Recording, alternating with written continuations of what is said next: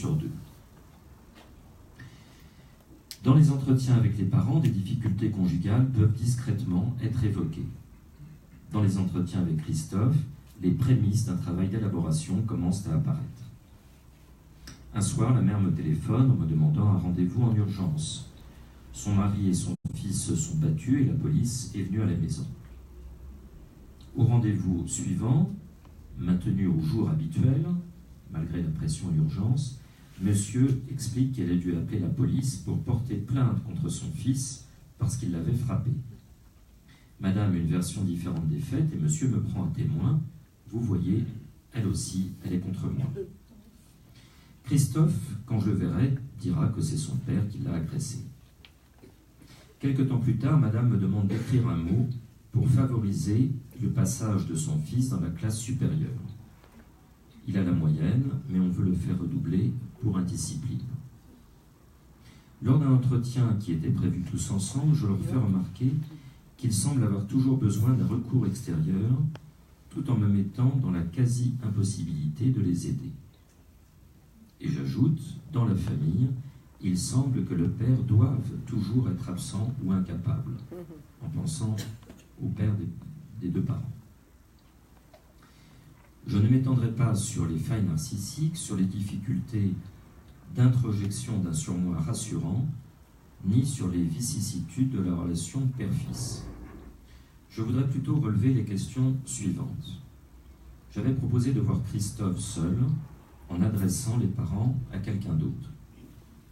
Ils avaient refusé, mais évidemment, dans quelle mesure avais-je moi-même participé à ce refus? L'impuissance que je ressentais était sans doute le contrepoint d'un fantasme de toute puissance de ma part, être un parent immortel et invincible.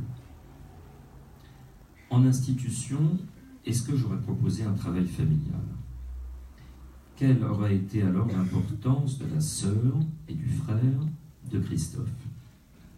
Il m'a semblé ici que la frontière générationnelle était, même difficilement, mais suffisamment marquée, que le contenant familial tenait le coup, et surtout que le travail d'élaboration individuelle de la part de Christophe était possible. Pendant de nombreuses années, il y eut peu, voire pas du tout, de colloques de thérapie familiale portant sur l'adolescence. L'adolescence embarrasse le thérapeute de famille. Il est aisé de montrer que l'inverse est vrai. Le psychanalyste de l'adolescent ne s'est, en tout cas pendant assez longtemps, peu intéressé au groupe familial. Une des raisons est à la fois triviale et clinique. L'adolescence peut susciter des clivages entre l'individu et le groupe, le je et le nous. Les attractions pour tel ou tel bord freinent les processus identificatoires, pourtant indispensables à la conflictualité psychique. Pour qu'une identification puisse avoir un effet structurant, elle doit garder un caractère incertain et potentiellement changeant. Une autre raison est plus théorique, c'est la question du pulsionnel et du sexuel. Le sexuel est scandaleux dans la famille, même si les frontières sont établies, rien n'est jamais sûr ni définitivement fixé. L'adolescence remet le corps et la langue du sexuel au cœur du familial. C'est le passage des liens primaires aux liens secondaires que réinterroge, sans le savoir, l'adolescent. Ces moments de cassure peuvent renforcer, par une sorte de nécessité régressive, le besoin pour certains membres de la famille de se sentir davantage appartenir à un « nous », abandonnant ainsi les frontières individuelles. Dans une nouvelle remarquable intitulée Frankie Adams, Carson McCullers décrit l'entrée dans l'adolescence d'une jeune fille. Sa mère est morte, elle vit avec son père, une gouvernante noire et un petit voisin de 6 ans qui représente son propre côté enfantin. Son frère aîné va se marier, elle sent alors la nécessité de s'affranchir du domicile familial, tout en pouvant s'inscrire dans un autre nous, qui serait celui de son frère et de sa future belle-sœur. Je cite, « Tous ceux qui étaient inscrits à un club appartenaient à un nous et pouvaient en parler.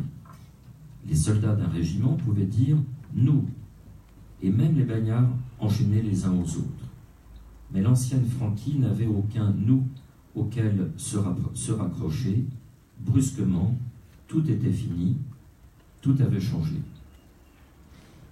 Il y avait son frère et la fiancée de son frère, et à la seconde même où elle les avait vus, quelque chose s'était éveillé en elle, une soudaine révélation, ils sont tous deux mon nous à moi. Il y a aussi rupture avec la génération et en même temps lien au groupe familial et à la transmission.